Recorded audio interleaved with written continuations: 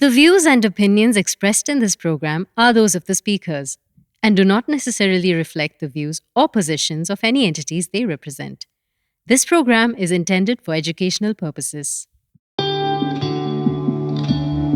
You're listening to आप सुन रहे हैं तुम सुनो था ನೀವು ಕೇಳ್ತಾ ಇದ್ದೀರಾ Radio Azim Premji University. In the last episode, we spoke about the origins of the game and how it evolved in India. This time, we go further in time through the 50s and 60s and pay close attention to our first great all-rounder, Vinoo Mankad, and a talismanic skipper who laid the foundations of a strong India team. Name, Mansoor Ali Khan Pataudi.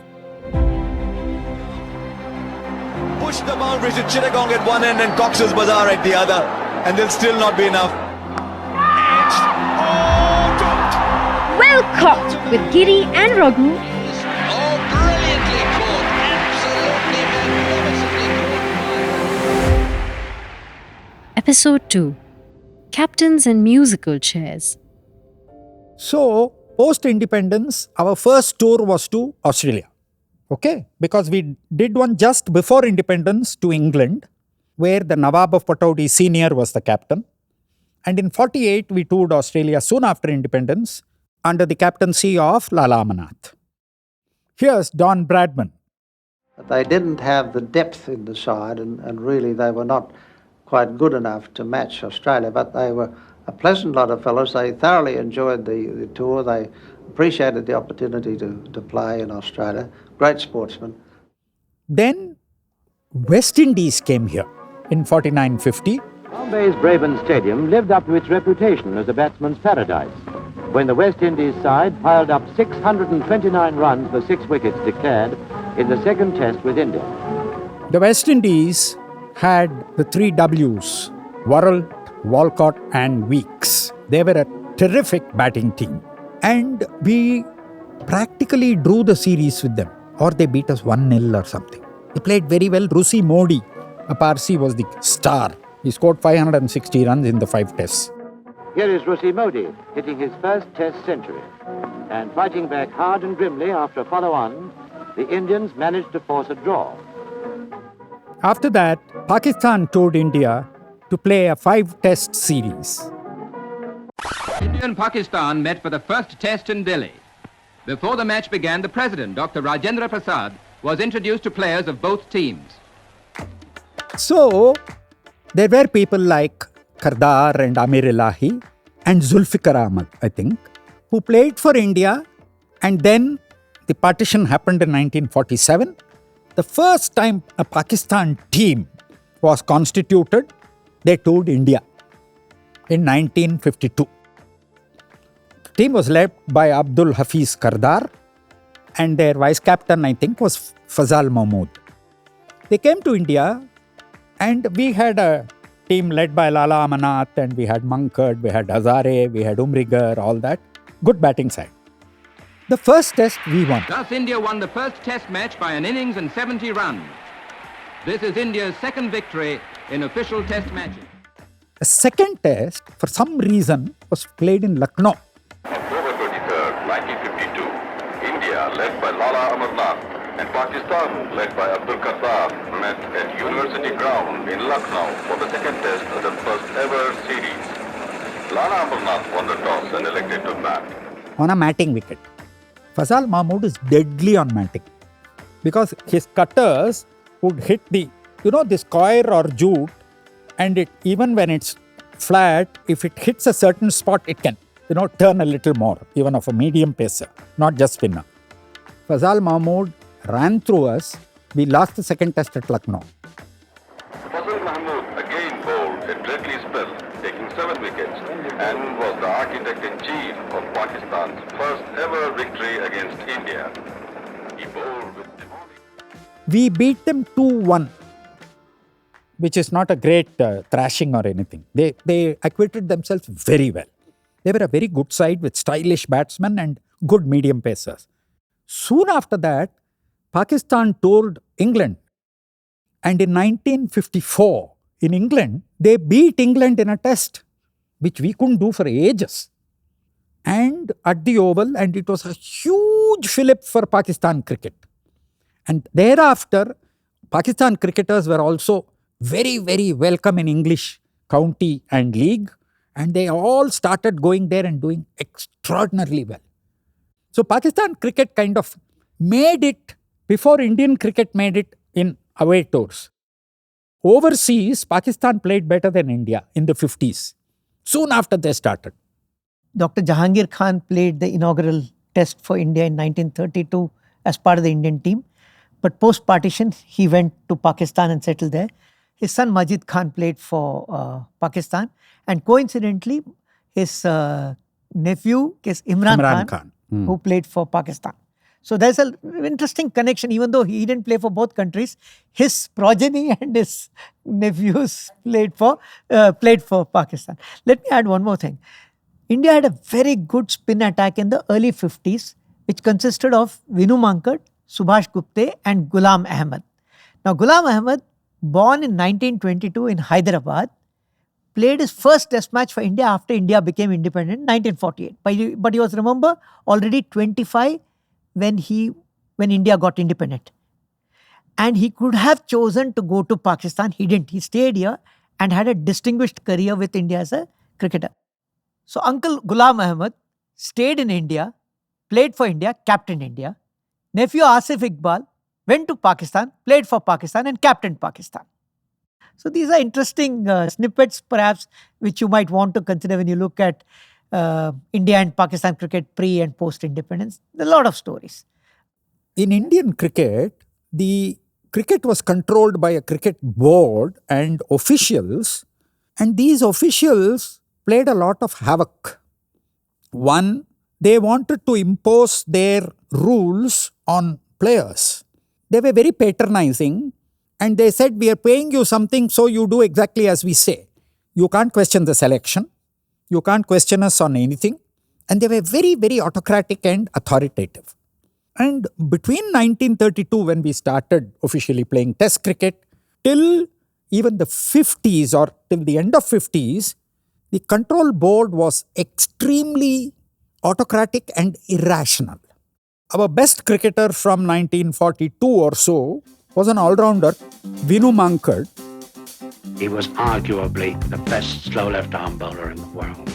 And his batting, founded on orthodox defence, blossomed until he scored that thunderous 183 at Lord's in 1952. Vinoo Mankad both enjoyed and worked at his cricket. He held his catches.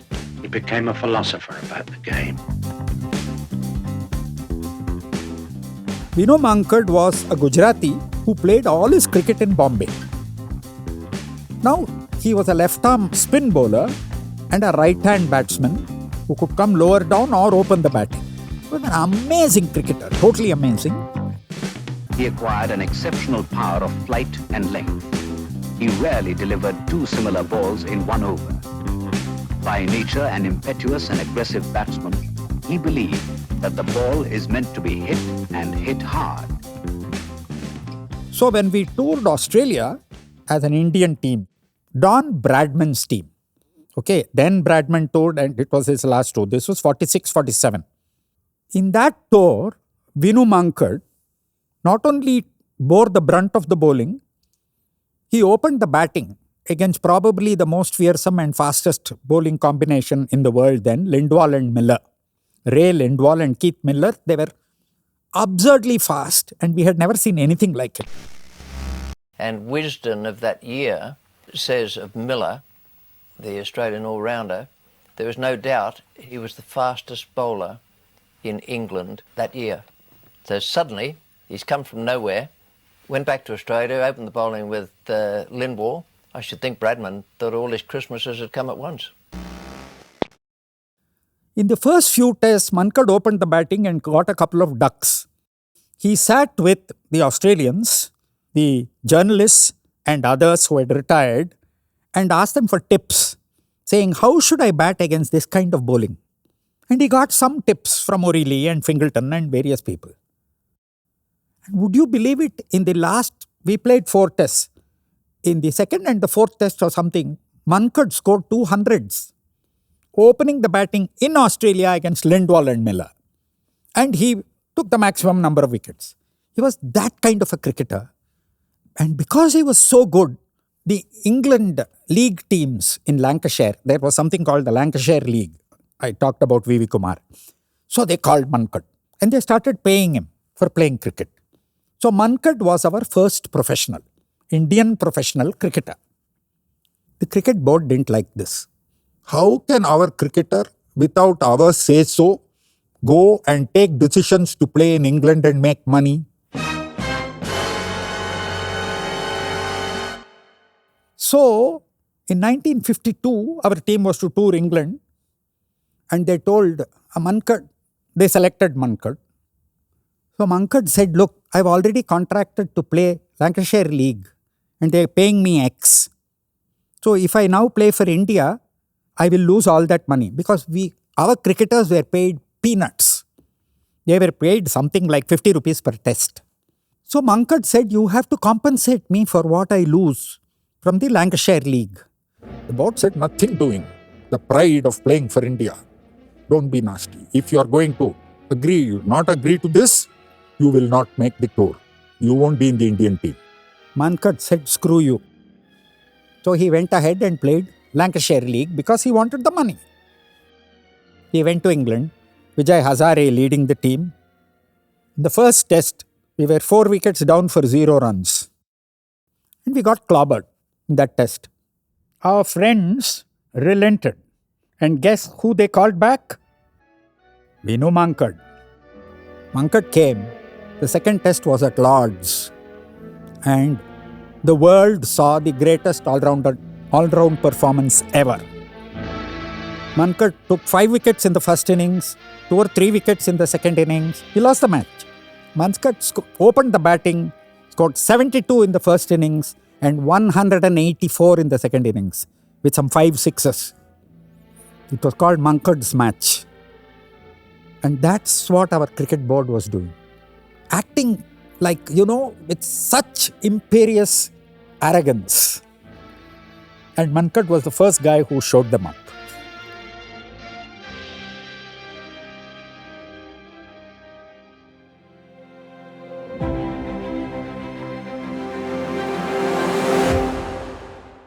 Coming up on the other side of the break.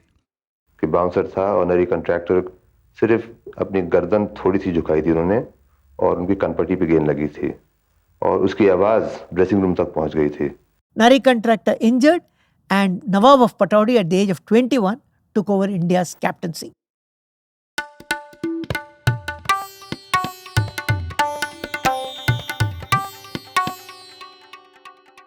Let us say there are 20 mangoes. I know it's 20 because I'm counting in base 10. But he was counting in base 9. I would say I have two mangoes. What does that mean? I have 2 into 9 plus 2 mangoes. I have two mangoes. But if you're an Indian, that's how you say 2 in base 10. I have two mangoes.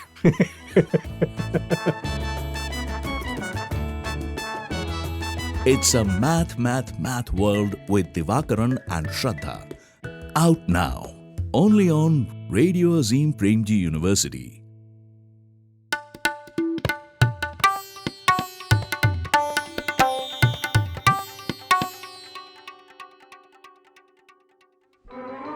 In 49, 51 and 52, we had some Commonwealth teams coming here. The luxury liner RMS Chusan arrived in Bombay, bringing the Commonwealth cricketers who will play a series of matches in India.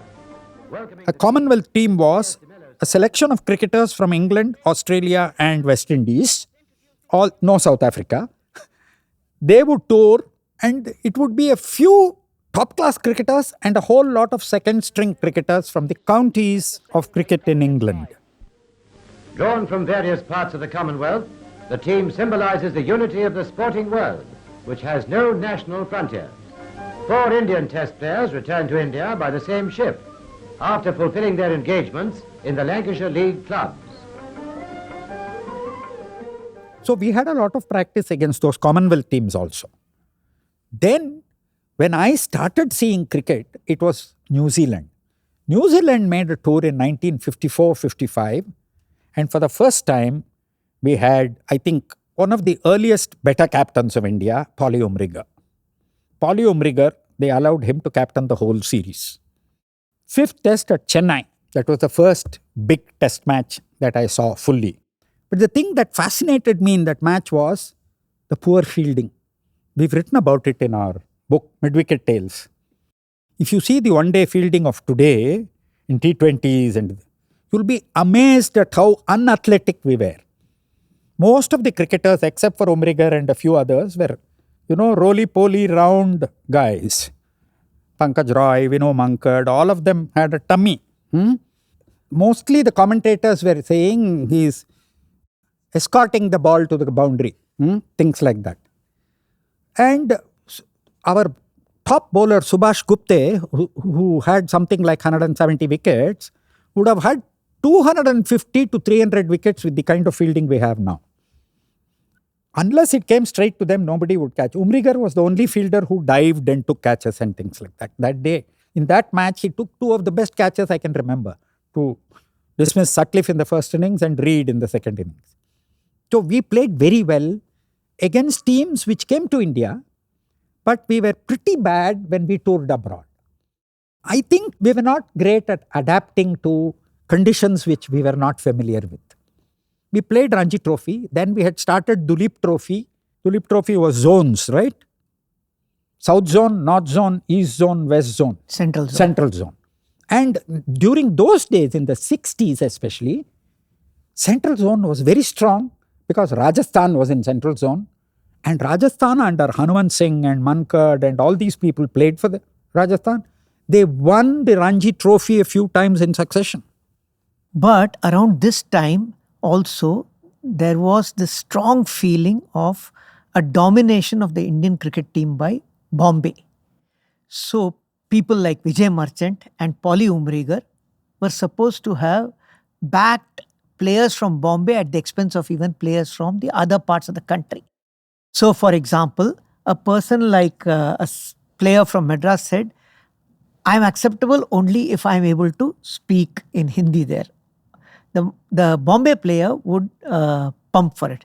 This was a fact. So around that time, it also happened that the captaincy became a musical chair thing. So I think when we played West Indies in 1958. Yes, we had probably 4 captains in 5 games. In 5 tests, we had 4 captains. First 2 tests, Ghulam Ahmed captain. Third test, Polly Umrigar captain. Fourth test, a horrible fight just before the test started with the selectors, Vinoo Mankad captain. Fifth test, Hemo Adhikari captain. In the first 4 tests, Hemo Adhikari didn't even play. While Hemo Adhikari captained in the 5th test, not having played any of the previous tests, another man who played only the 5th test was D.K. Gaikwad. And out of the blue, D.K. Gaikwad was made the captain for the next series of 5 tests against England in England.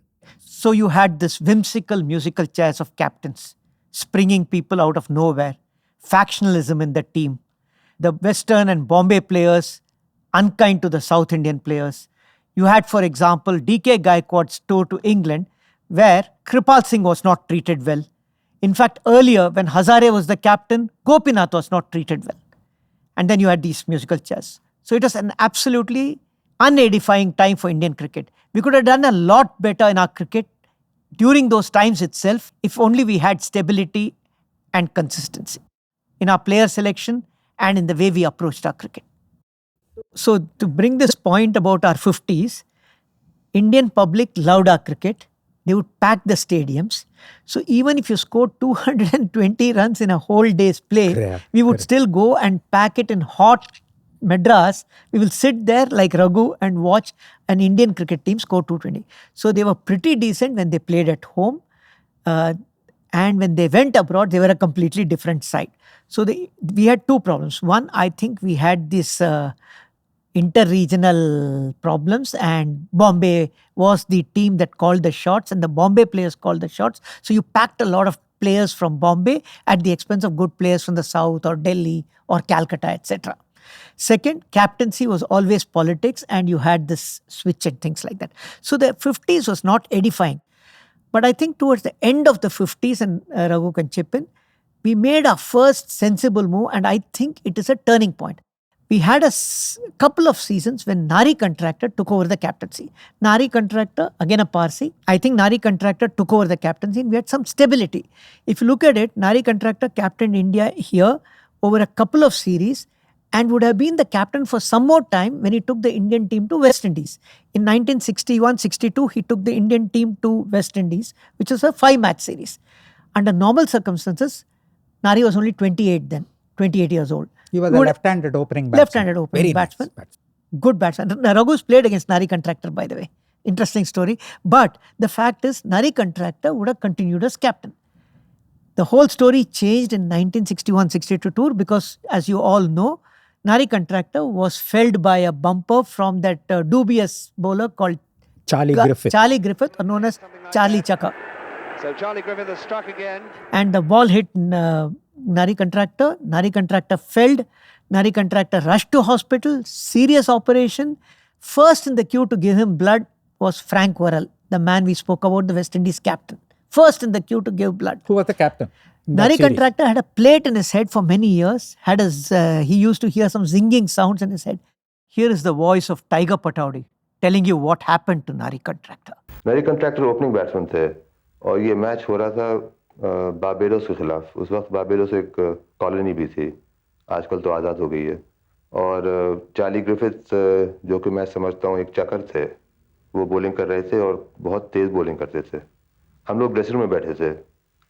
नारी contractor open करा था, Charlie Griffith bowling कर रहे थे और उन्हें एक bouncer डाला और इसमें भी काफ़ी कंट्रोवर्सी चली थी, इसलिए कि हालांकि मुझे याद है अच्छी तरह से कि बाउंसर था और नारी कंट्रैक्टर सिर्फ अपनी गर्दन थोड़ी सी झुकाई थी उन्होंने और उनकी कनपट्टी पे गेंद लगी थी और उसकी आवाज़ ड्रेसिंग रूम तक पहुंच गई थी, उनके सर पे लगी थी. फिर उसके बाद विजय मंजेकर बैटिंग करने गए थे तो उनके नाक पे भी गेंद लगी थी, तो वो भी अंदर आ गए थे. और जब मेरा टर्न आया था तो विकेट के ऊपर नारी कंट्रैक्टर को जो खून पड़ा था, मुझे याद है अच्छी तरह से कि उसके ऊपर एक बुरादा फेंकना पड़ा काफ़ी कि दिखे नहीं.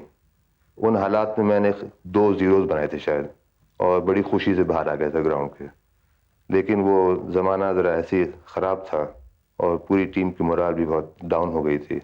अल्लाह ने बचाया नारी कंट्रैक्टर को. उसके बाद जैसे आपको मालूम है कि वो और टेस्ट मैचेस नहीं खेले और अब एक मोटी सी लोहे की प्लेट उनके सर में लगी हुई है. Such a courageous batsman that after that, although he never played for India, he continued to play for West Zone and Bombay or Gujarat and for Parsi cyclists. Parsi cyclists, which is where Raghu played with. The club called Parsi Cyclists, a first division club, was located between Dadar and Matunga, closer to Wadala, and they gave all the top Parsi cricketers to Bombay and India. In a Kanga League game, which we played against Parsi Cyclists, I caught Nari Contractor at short leg. Small story about Nari Contractor, that in 1967-68, when India had to take a team to Australia, by then Pataudi was the captain, we'll come back to that, Pataudi wanted Nari Contractor to go in the team as an opening batsman. That was the respect they had for Nari Contractor. So, after that very unsavory set of captaincy and player problems in the 50s, India was beginning to settle somewhat into sensible management when they had Nari Contractor. Nari Contractor injured and Nawab of Pataudi at the age of 21 took over India's captaincy. 21 साल की उम्र में कप्तानी मिली तो तजुर्बा था नहीं, बिल्कुल नए थे, खासतौर इंडियन क्रिकेट के लिए. कुछ प्लेयर्स को जानता भी नहीं था मैं, तो पॉली उमरीगर ने काफ़ी मेरी मदद करी थी, काफ़ी एडवाइस दिया था. और चंद लोग ऐसे भी थे जो सीनियर थे जिनको ज़रूर नापसंद लगा होगा कि ये कहाँ से बाहर के आ गया और एकदम कप्तान बन गया है. लेकिन उसके बाद वो कप्तानी मिलती रही 8 साल तक और इसी कोशिश में रहे कि इंडियन क्रिकेट की तरक्की हो. The turning point for Indian cricket also coincided at that time because for the first time, Pataudi when he took over said, we are not north, south, east, west, we are India. So I don't care where you come from, if I can get my best 11 together, we will be together. There's no place for anybody something else. Like your Shah Rukh Khan Chakde story where he says, he keeps asking people and finally this one says India. Vidya Sharma, India. Vidya Sharma, India. But then he built a core team of some decent batsmen, not great batsmen, because the Indian batsmen still struggled abroad, but he built a decent team of batsmen, and he decided that India's strength is in spin, and therefore the birth of the spin quartet actually took place under Pataudi's leadership. So if you ask me, 2-3 things about it. Stability from 61 when Pataudi became captain. Oneness in the sense that we are playing for India. There can be skirmishing and this and that, but when you step on the ground, we're all Indians, we're playing for India. Pataudi would have no compromises on that. Third, Pataudi said, I want dirty trouser knees at the end of the day. If I don't see dirt on your trousers, it means you have not fielded well. I don't like You've that. just escorted the ball to the boundary instead of diving and stopping. So laundry bills have to be good, and you must play for the country. And most importantly, he decided that spin is our strength, and he said, how do I build my spin team? And there starts the next phase of our cricket. Because under Pataudi, we won our first overseas series. In 68, Pataudi took a team to Australia and New Zealand on a twin tour. We lost in Australia. We played decently in the third and fourth test. We played badly in the first 2 tests. We lost in Australia. By the time we went to New Zealand, the team was a bit seasoned. They beat New Zealand 3-1 in New Zealand. But at this stage, let's hear from Pataudi in English this time on that twin tour of Australia and New Zealand. As the series progressed, we tended to get more confident and do better. In fact, we should have won the last test at Brisbane, which we lost by about 25 odd runs, if I remember correctly. So we were getting into a team sort of spirit by the end of the tour. And this was the tour of Australia after 20 years, after Amarnath's team had been there in 47. So a lot of things were strange to us. Nobody had been there before. And it took time for the team to settle. And by the time we got to New Zealand, I think we all knew pretty well what we had to do. More important factor was the fact that we now came on wickets which were slower, a little spongier, and gave much more purchase to our spinners than the Australian wickets, which were a bit harder. And throughout that New Zealand series, the spinners really did themselves very proud. And I think a number of catches were taken, more catches than perhaps during any other 4 test match series. So we improved our fielding. As we went on with our confidence, it also improved. As we discuss Indian cricket, there will be occasions when we will spend a lot of time talking of India's wonderful spin quartet. But since we are talking of the twin tour of Australia and New Zealand, we must definitely talk of a turning point in our spin history. It was on this tour of Australia and New Zealand that Prasanna took 49 wickets in those 8 games. 24 against Australia and 25 against New Zealand. Prasanna, Bedi, Chandra and Venkat, as Raghu said some time ago, was a quartet that virtually carried Indian bowling over their shoulders for the next 10 to 12 years. The point to add about Pataudi is because he said or determined that spin was our strength, and he had people like Chandrasekhar and Prasanna, Bedi and Venkatraghavan. 3 of them would play normally, not all 4. He also realized if spinners to be very, very successful, you have to have terrific close catching support. So slip, short leg, fielding became brilliant. Actually, the breaking in of the West hegemony started with Pataudi. Because Pataudi started looking at South and North. And South and North had started by then, producing these good cricketers. Rajasthan had a slew of good cricketers. Delhi had cricketers starting from Bedi and the Amarnaths, Mohinder and Surinder. And South, Hyderabad had come into, Jaisimha from Hyderabad, and Jaisimha, Pataudi and Abbas Ali Beg all were there at the same time playing for Hyderabad. That was started by Pataudi and pushed by Wadekar and later by even Azharuddin. We want to conclude this episode with another passage from our book, like we did last time. This time, we dedicate it to the Indian cricket fan. For without the fan, what is a game?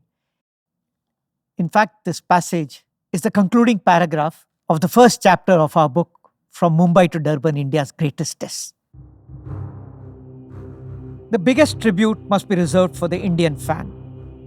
Their team won only the odd test at home and almost never won abroad. And yet, the fans were there at the ground to watch these heroes play. Tests, first-class matches, or even festival games. For sure, the fans would be frustrated. because often the team played below its potential. Yet they kept their faith in the game and their country's cricketers. The reward for such unconditional love of Indian cricket was to come sooner than they would have expected. For the 1970s was the coming of age of Indian cricket. This phase was the era when India learned to fight and win. They copped a few defeats, capitulating when they could have played better, but often they notched up wins in England, West Indies, New Zealand, and Australia. Mihir Bose declared that this period introduced Indians to the heady delights of victory and made defeat that much more difficult to accept. Make sure you check out the show notes where we share the show resources and acknowledgements. And don't forget to subscribe or like our channel for future episodes. On the next episode, It was Gavaskar, the Real Master. Almost with a smile, softly like velvet, inviting and lulling their enemy to doom. Non-violence, spin, Gandhi. जय हिंद। आपसे मैं एक खतरे के समय बोल रही हूँ। You're listening to आप सुन रहे हैं तो इन सुनो था നിങ്ങൾ കേൾക്കുന്നത് क्यों केल्ता इधर radio Radio Azim Premji University.